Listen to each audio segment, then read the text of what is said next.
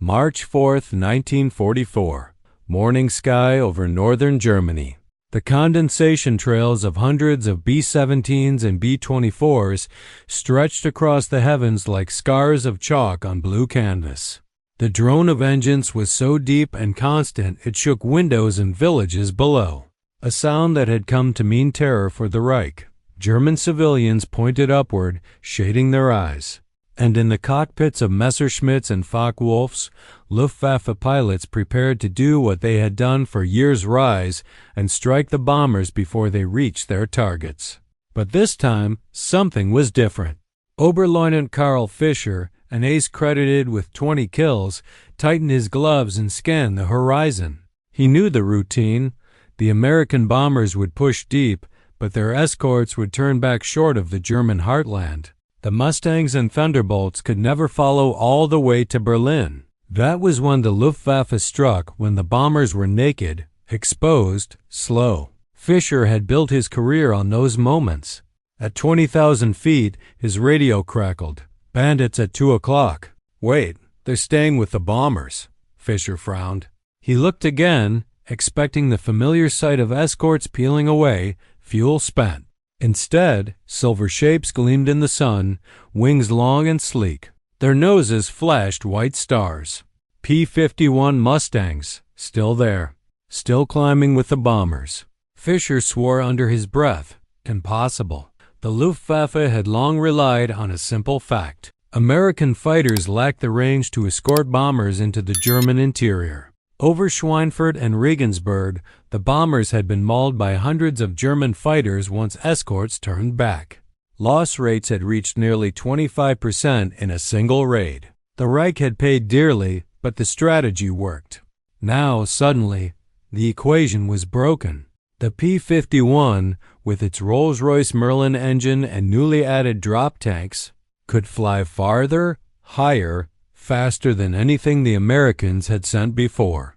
What German intelligence had dismissed as impossible was unfolding in the sky above. Bombers flying toward Berlin under constant fighter guard. Fischer watched as his squadron dived on the formation. He lined up a B-17 in his gunsight 4 engines, lumbering, vulnerable. His finger tightened on the trigger. Then tracers ripped past his canopy.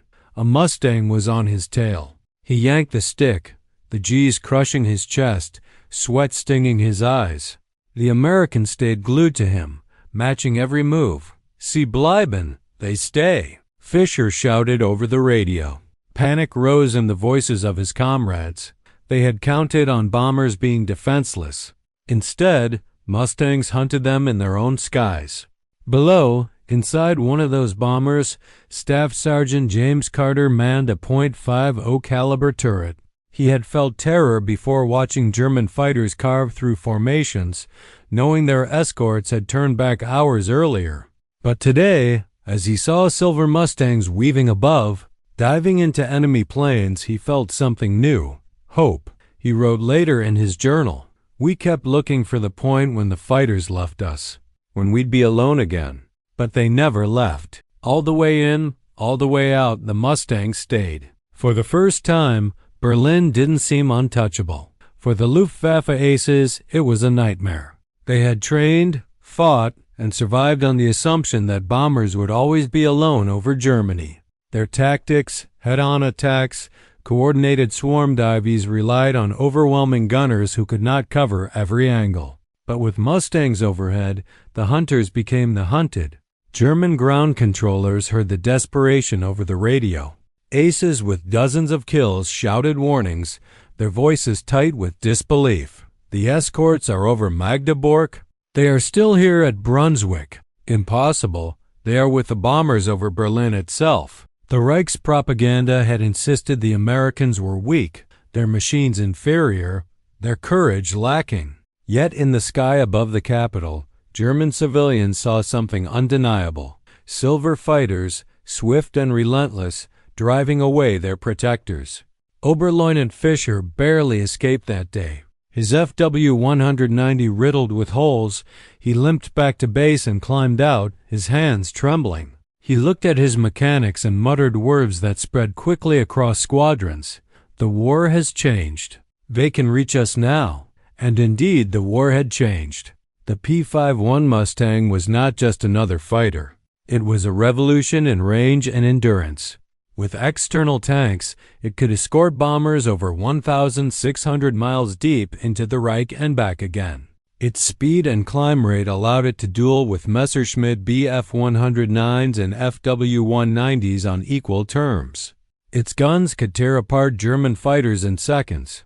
The Luftwaffe, already strained by fuel shortages and endless attrition, suddenly faced an opponent that robbed them of their greatest advantage.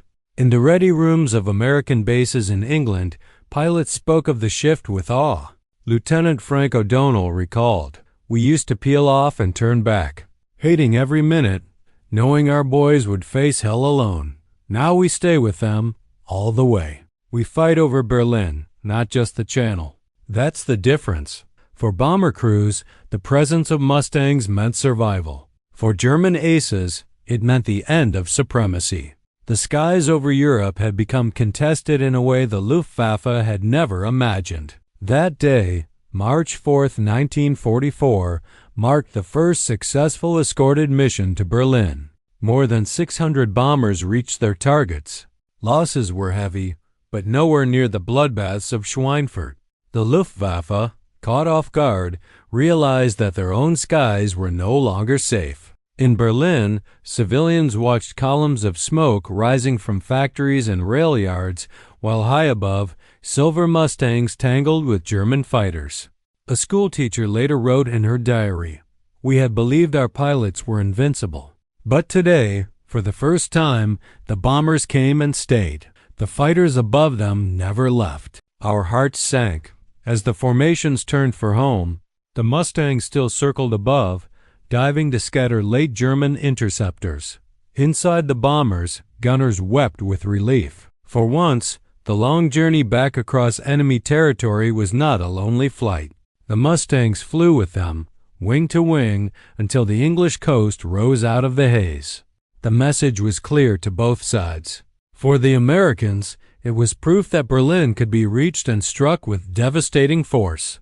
For the Germans, it was a shock that shattered their confidence. The Luftwaffe's greatest strength, the ability to slaughter unescorted bombers, had been stolen overnight.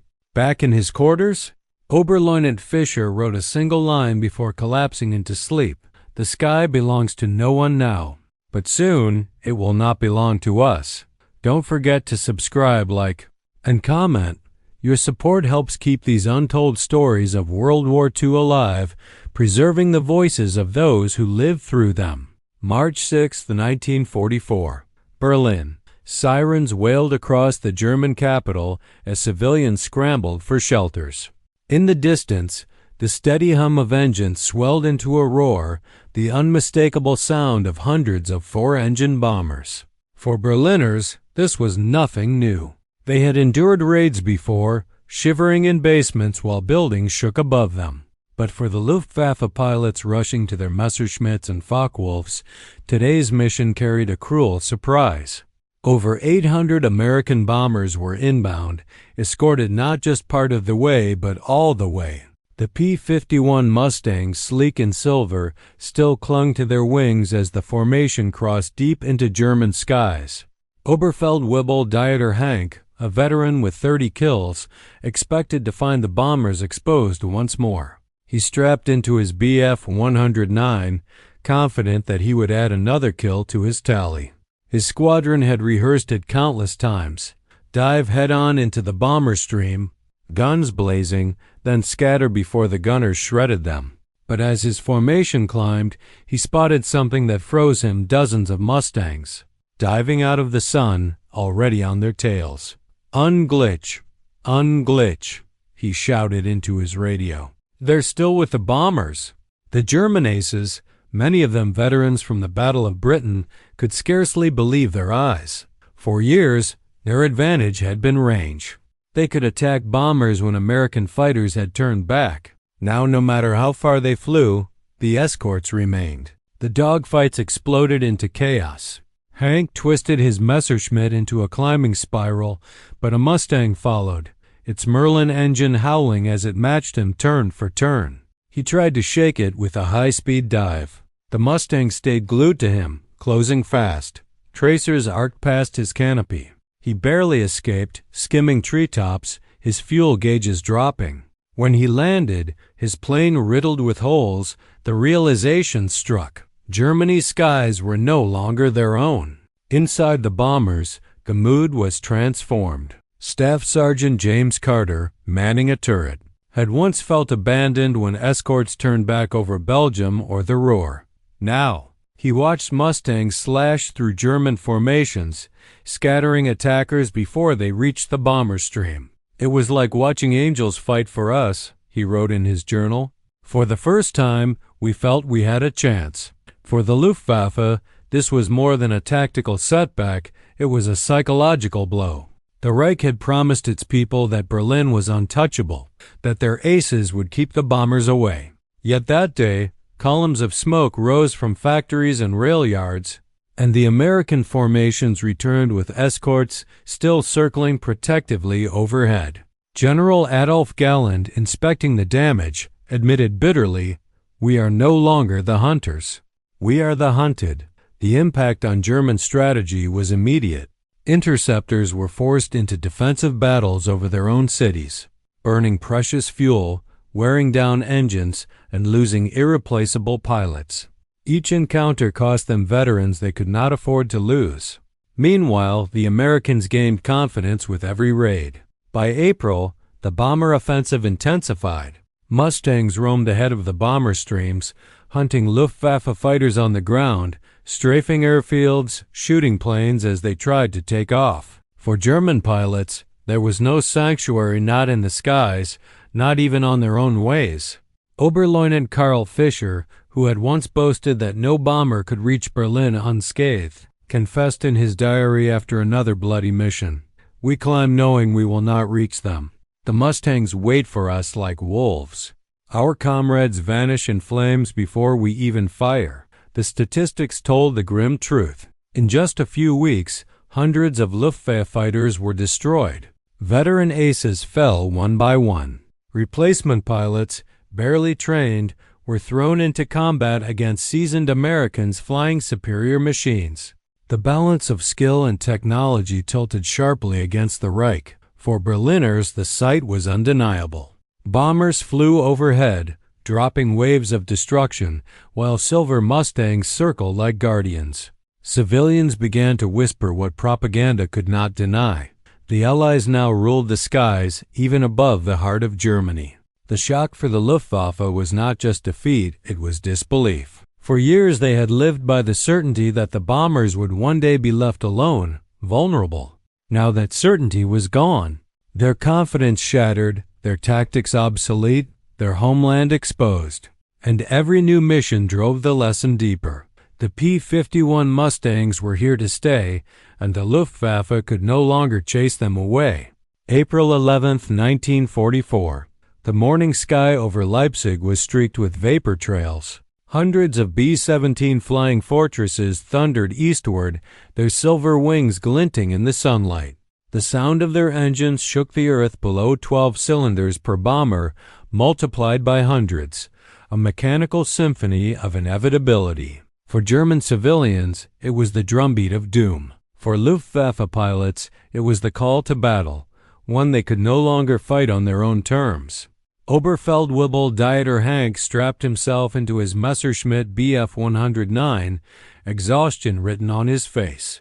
He had already flown 3 sorties this week, each one bloodier than the last. His comrades whispered of new American fighters that refused to turn back. He had seen them himself, sleek P-51 Mustangs, faster, higher, always there. Still, orders were orders. The Reich depended on them. Engines roared as squadrons lifted off, climbing desperately to intercept the bombers. The plan was as old as the campaign itself: strike the formation before it reached the target. But before Hank's squadron could close in, the Mustangs appeared, dropping from altitude like hawks. The first pass tore through the German formation. 2 Bf 109 spiraled down in flames before they had fired a shot. Hank twisted hard into a climbing turn, expecting the Mustang to overshoot. Instead, it stayed locked to his tail, its Merlin engine roaring as it pulled tighter than he thought possible. Tracers stitched the air, clipping his wingtip. He dove toward cloud cover, heart pounding. "They are everywhere," a voice screamed over the radio. "We cannot reach the bombers." The scene repeated itself across the skies. Mustangs swept through squadrons before they could touch the bomber stream. Their range, extended by drop tanks, gave them endurance. Their speed and agility made them deadly in duels. For the first time, the Luftwaffe could not dictate the terms of engagement.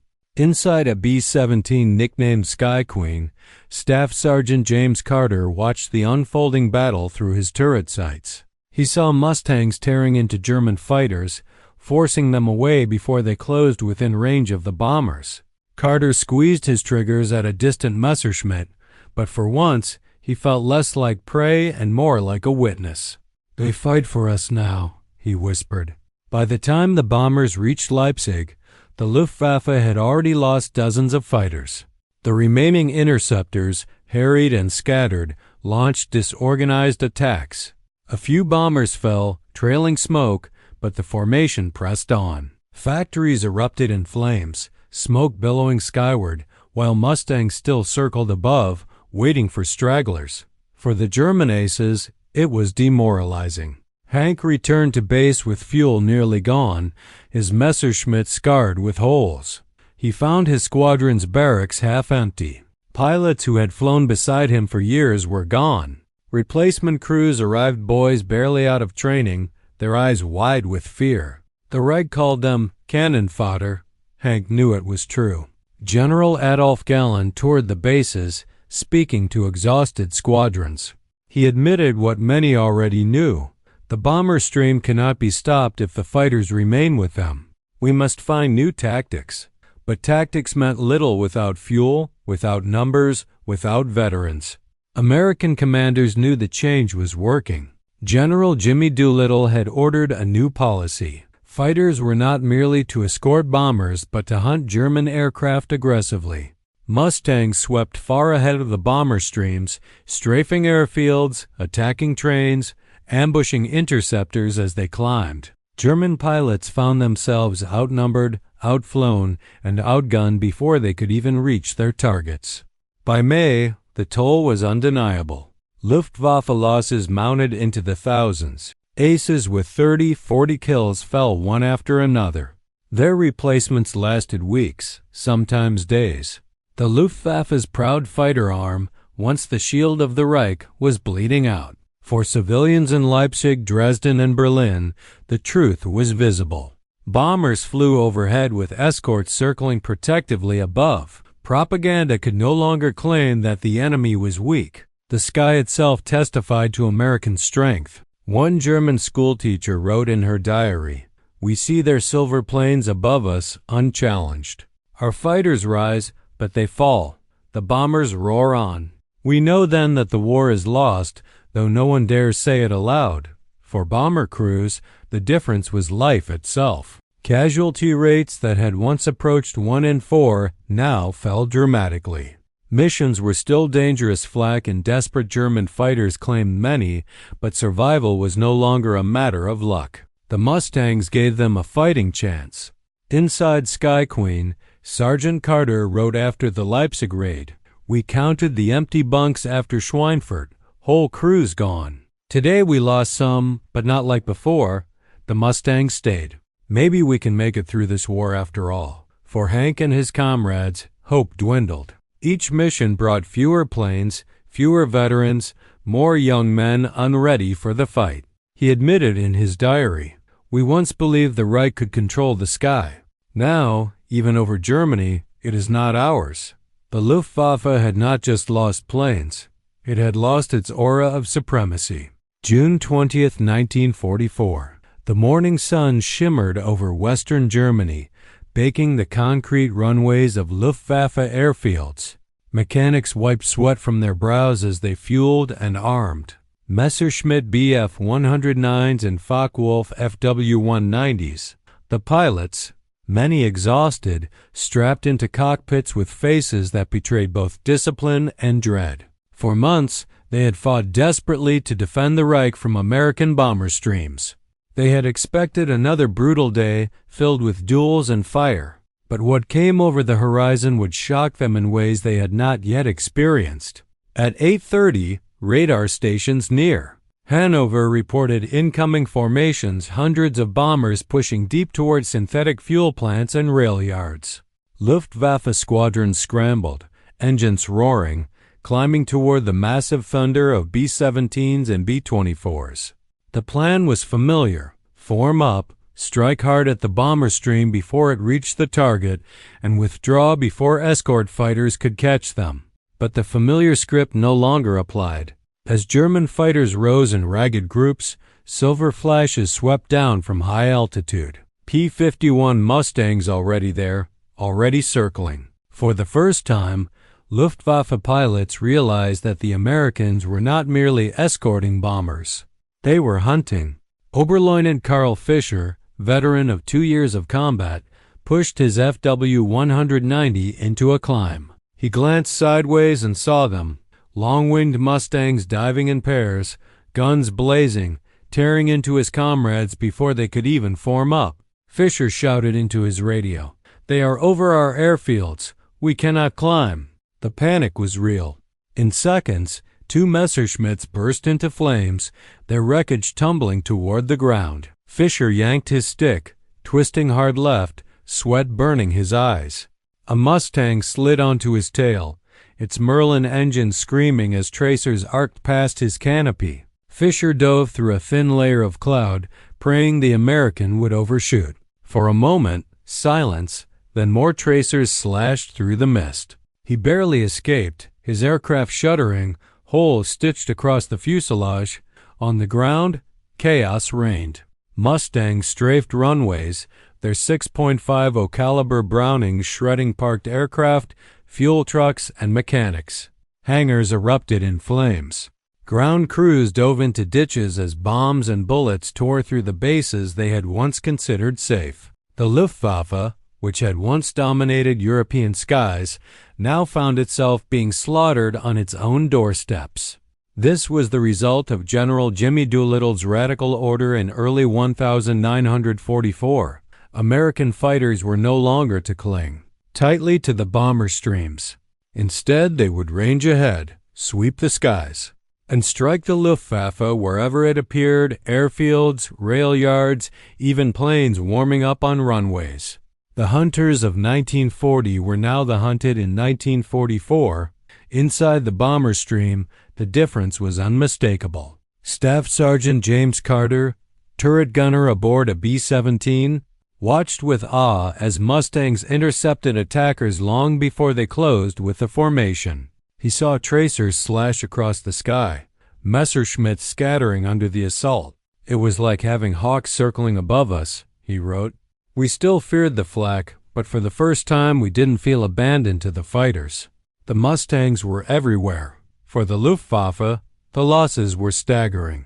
In the first half of 1944 alone, the German fighter force lost more than 7,000 aircraft. Many never even left the ground, destroyed during strafing runs.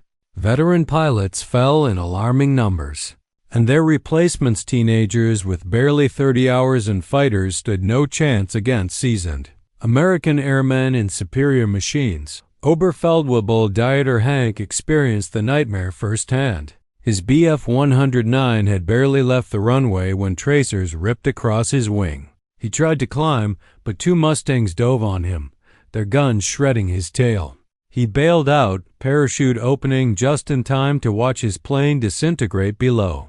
As he drifted downward, he looked across his base in horror. Hangars smoking, planes burning, comrades running for cover. He realized what many already knew: there was no safe place left. The psychological effect was devastating. For years, Luftwaffe propaganda had promised the German people that their pilots would protect them. Civilians in Berlin, Hanover, and Leipzig had believed the aces could repel any raid. But by mid-1944, the truth was written in the sky.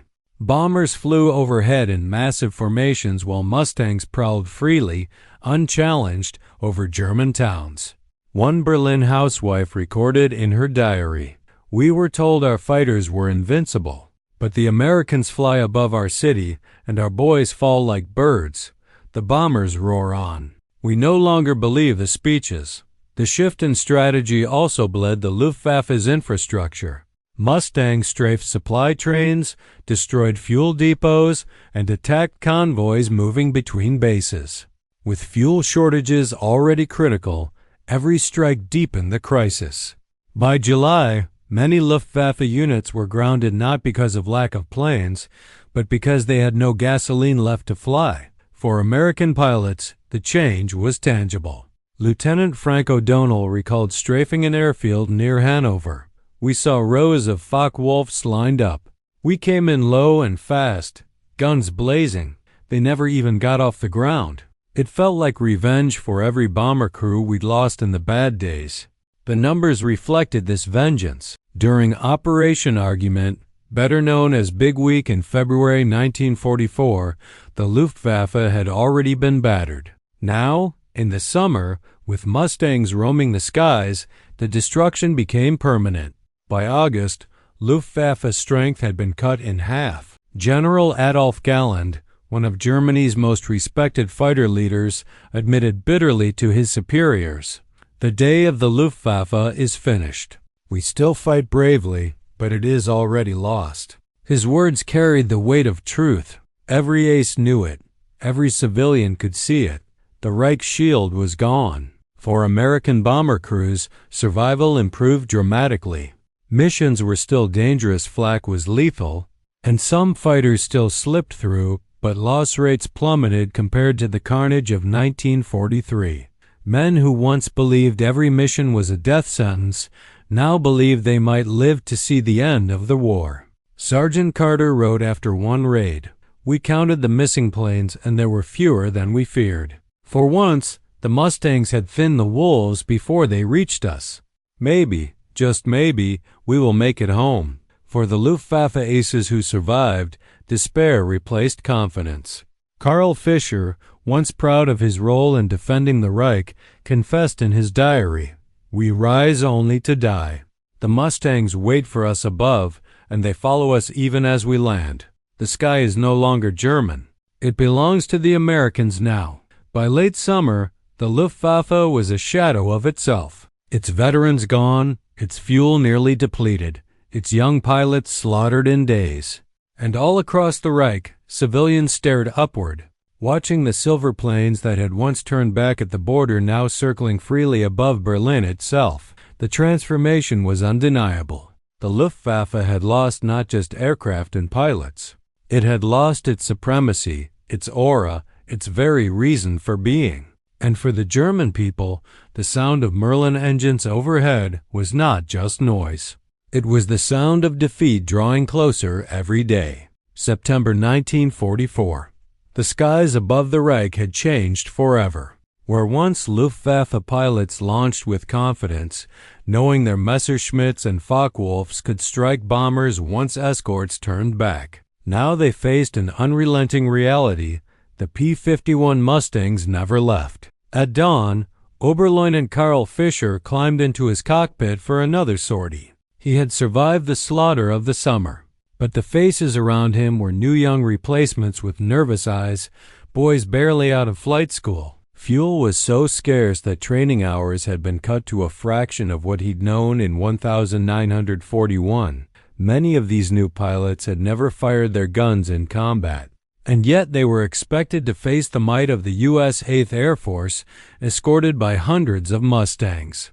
That morning over Kassel, Fischer's fears were confirmed. Radar reported a massive bomber stream approaching. He lifted off with his unit, engines straining on what little fuel they carried. As they climbed, silver shapes dropped from above. Mustangs again, dozens of them, diving like falcons. Fischer tried to rally his men, but within minutes 3 of the new recruits were gone, their planes spiraling down in flames. One never fired a shot. Fischer himself engaged a B-17 formation, lining up for a head-on pass. Just as he squeezed his trigger, tracers ripped past. A Mustang had slid in unseen. Fischer broke off, pulling into a dive, hard hammering as the Americans stayed with him. He barely escaped into cloud cover, his hands trembling. "They are everywhere," he wrote later in his logbook. "We cannot fight the bombers because the Mustangs hunt us first." This was the new doctrine of General Jimmy Doolittle. American fighters were no longer chained to bomber formations. They were free to sweep ahead, engage Luftwaffe fighters before they reached the bombers, and destroy them on their own airfields. It was a strategy of annihilation, and by autumn 1944 it was succeeding. The statistics told the grim story. In September alone, the Luftwaffe lost more than 2,000 fighters. Fuel shortages meant fewer sorties, and when planes did fly, many were destroyed on the ground by Mustang strafing runs. Veteran aces were dead or captured. Their replacements lasted weeks, sometimes days. The Luftwaffe, once feared, was disintegrating. Inside the bombers, the change was unmistakable. Staff Sergeant James Carter, still manning his turret, remembered earlier raids when German fighters had swarmed like hornets, pressing head-on attacks with deadly precision. Now he saw Mustangs slicing through the Luftwaffe before they even reached the bomber stream. "It was like watching Guardians sweep the sky," he wrote. "We still lost planes, but not like Schweinfurt. The Mustangs broke the enemy before they broke us." For German civilians, the evidence was plain. Bombers roared overhead almost daily, their escorts circling like wolves. Rail yards, fuel depots, and factories erupted in smoke. The proud promise that the Luftwaffe would defend the Reich rang hollow. Propaganda could not drown out the reality written across the skies. A teacher in Cologne scribbled in her diary, "Our boys rise to fight, but they fall before our eyes. The Americans fly above our homes, unchallenged. We whisper now that the war is lost." Even for the Luftwaffe's top leaders, despair crept in. General Adolf Galland admitted privately, "We are fighting with courage but without hope. The Americans control the skies. Every raid bleeds us further." Meanwhile, the Americans pressed their advantage. Mustang squadrons ranged deep into Germany, strafing trains, convoys, and airfields. They destroyed not just planes but the infrastructure that sustained the Luftwaffe. Fuel became the critical choke point. By late 1944, entire squadrons sat idle on runways for lack of gasoline. Many pilots never even got the chance to take off before bombs and bullets consumed their planes where they sat. Oberfeldwebel Dieter Hank experienced that helplessness firsthand. In October, his airfield near Dusseldorf came under sudden Mustang attack. He sprinted toward his aircraft as tracers stitched across the tarmac. A friend shouted for him to take cover, but Hank climbed into his cockpit, desperate to launch. Before his engine could spool up, a Mustang roared past at treetop level, guns hammering. Hank dove from the cockpit as his plane exploded in flame. Lying on the ground, ears ringing, he realized, "We are not fighting them in the air anymore. They kill us before we leave the earth." For American pilots, the offensive carried a grim satisfaction. Lieutenant Frank O'Donnell recalled strafing German trains. "We saw locomotives erupt, cars scattering off the tracks. We knew it was brutal, but every train we destroyed meant fewer supplies for their troops." It was war in its rawest form. The balance of power had shifted beyond repair. Where once bomber crews faced near-suicidal odds, now survival rates climbed dramatically. Losses continued, but they no longer threatened the campaign. The Reich, once shielded by its fighter force, now lay open to relentless bombing. And with every raid, German morale slipped further. Civilians huddled in shelters, listening to the thunder above, knowing their defenders were gone.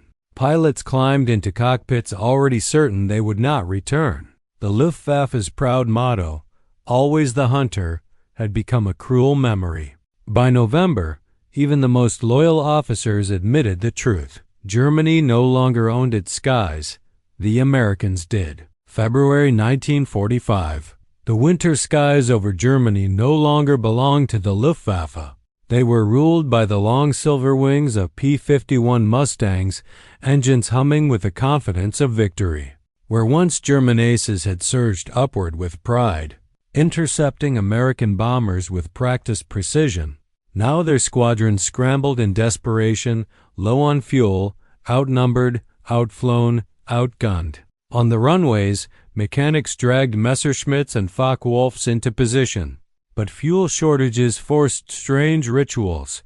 Pilots taxied to the far end of airfields and shut down their engines, horses pulling them back to save every precious drop of gasoline. In hangars, aircraft were cannibalized for parts, and young recruits, boys of 17 or 18, were given cockpits with barely 30 hours of training.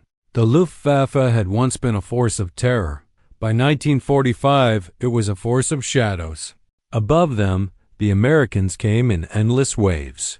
Bomber streams of B-17s and B-24s droned across the horizon, their contrails writing white scars over the cities of the Reich. Around them, circling, weaving, climbing, dove the Mustangs. They had come not just to protect but to dominate, to sweep the skies clear of opposition before the bombers even reached their targets.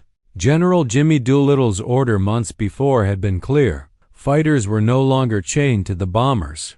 They were free to roam, to hunt, to crush the Luftwaffe wherever it dared to rise. By February, the results were undeniable. Oberleutnant Karl Fischer, once a proud ace with victories to his name, now flew with dread. On a bitter morning over the Ruhr, he climbed with a handful of young recruits. Their voices on the radio betrayed their fear, their inexperience. Fischer tried to lead them into formation, but the Mustangs were already waiting. They dropped out of the sun in tight pairs, guns blazing. One recruit's plane exploded in seconds, another spiraled downward trailing smoke, and Fischer himself found two Mustangs glued to his tail. He dove through cloud cover, his body crushed by G-forces, his breath ragged, his eyes stinging. He escaped, barely, his aircraft scarred with holes, his nerves shattered. When he landed, he wrote bitterly in his diary, "We are not aces anymore. We are targets." The Americans own the sky, even above Berlin. For American bomber crews, the change was like awakening from a nightmare. Staff Sergeant James Carter had flown dozens of missions as a turret gunner, and he had seen friends vanish in fireballs, had counted the empty bunks after Schweinfurt and Regensburg. Back then, they had prayed that escorts would stay just a little longer, but always the fighters had turned back, fuel spent, leaving the bombers alone against the swarm of German interceptors. By 1945, those days were over. Carter looked out from his turret on missions over Dresden and saw Mustangs carving through enemy squadrons before they ever reached the bombers. He saw them circle high above like guardians, diving into Messerschmitts and Focke-Wulfs with deadly precision. He still fired his guns, still sweated when flak erupted around them, but for the first time he felt something new. Survival was possible. "We are not alone anymore," he told a fellow gunner. "The angels of Berlin are with us." The Luftwaffe's collapse was the product of three brutal truths. The first was attrition. The veterans who had carried Germany's air war were dead, captured, or exhausted. Men who had once claimed dozens of kills were gone, and in their place stood replacements with barely the skill to land, let alone dogfight. The second was fuel. The American bombing of oil facilities, combined with submarine attacks strangling Japan's and Germany's imports, meant gasoline was gone. Entire squadrons sat idle on runways because their tanks were dry. The third truth was the P-51 Mustang itself, with its long-range tanks, its Merlin engine, its heavy guns. It was everything the Luftwaffe had not expected, a fighter that could escort bombers all the way to Berlin, and then sweep the skies afterward. General Adolf Galland, once one of Germany's brightest stars, admitted with bitterness in early 1945, "We are sending up boys against men, machines without fuel. It is not combat, it is slaughter," and slaughter it was. In January and February alone, hundreds of German aircraft were destroyed in the air and thousands more on the ground. Mustang strafing runs turned airfields into graveyards of steel. On some days, entire squadrons were obliterated before they even left the runway. By March, the Luftwaffe could no longer mount a serious challenge to the bomber streams. For German civilians, the change was visible every day. They heard the sirens, ran to shelters, and listened to the endless drone of bombers overhead. But what shook them most was the sight of fighters circling above American fighters, roaming unchallenged even over Berlin. One diarist recorded, "We hear their planes and we no longer ask if ours will stop them. We ask only if we will survive." The war in the air became a one-sided hunt. Mustangs roamed the autobahns, strafing trains, convoys, and columns of refugees alike. Locomotives erupted in fire, carriages derailed in chaos. Trucks burned on highways, soldiers scattered into fields, knowing the sky offered no cover. For Luftwaffe pilots, despair grew heavier with every mission. Fischer confided to a comrade, "We do not climb to win anymore. We climb only to delay the inevitable." For Americans, confidence hardened into certainty. Lieutenant Frank O'Donnell remembered escorting bombers deep into Berlin in March. "We flew above the capital itself. The bombers dropped their loads, and we circled above, swatting away what little resistance was left. It felt like history turning beneath our wings." The statistics told the magnitude of the shift. In 1943, bomber crews faced casualty rates of 20 to 25% on deep raids. By the spring of 1945, with Mustang escorts, losses fell below 5%. The Luftwaffe lost over 12,000 aircraft in 1944 alone, and thousands more in the early months of 1945, a hemorrhage it could never replace. The Reich's skies were no longer its own. Even the civilians, once reassured by Goebbels' propaganda, stopped believing. A factory worker in Berlin said aloud what many already thought: "Our sky is no longer German. It belongs to America." April 1945. Berlin itself was a ruin. Streets choked with rubble, fires raging, the Red Army closing from the east, the Americans from the west. The Luftwaffe made its last desperate sorties, but they were gestures, not battles. On April 10th, Mustangs strafed the airfield at Gatto, destroying aircraft before they could rise. Survivors ran for cover as hangars exploded. Fischer, watching from a trench, felt the weight of inevitability. "The war is finished," he whispered. By then, the Luftwaffe was no longer a fighting force. It was a remnant, a memory. The Reich had fallen from the sky before it fell on the ground. For bomber crews, survival brought relief mingled with sorrow. Sergeant Carter completed his tour in April. Looking back, he wrote, "We thought the skies would kill us all, but the Mustangs changed that. They gave us a chance to live, and they took the fight to the hunters who once owned us. For that, I owe them my life." For German aces who survived, the shock never faded. They had been raised on the certainty that no bombers could survive without escorts turning back. They had believed their machines and their skill made the Reich untouchable. The day the P-51 Mustang proved them wrong was the day they realized the war was lost. In the end, the surprise of the Luftwaffe aces was not merely that Mustangs could reach Berlin. It was that they stayed, all the way in, all the way out, circling like wolves above every target. The hunters of the Reich had become prey, and the skies themselves had changed allegiance. The lesson was written in fire. Courage alone could not defeat technology, and even the proudest fighter force could be humbled when the enemy arrived with more fuel, more endurance, and more machines than the skies could bear. The Reich crumbled from above before it collapsed on the ground. And every pilot, every gunner, every civilian who looked up in those final months knew the truth. The sky belonged to the Mustangs. If you've stayed with us until the end, don't forget to subscribe, like, and comment. Your support helps keep alive the voices of those who fought in the skies of World War II and preserves the lessons of courage, loss, and change that still echo today.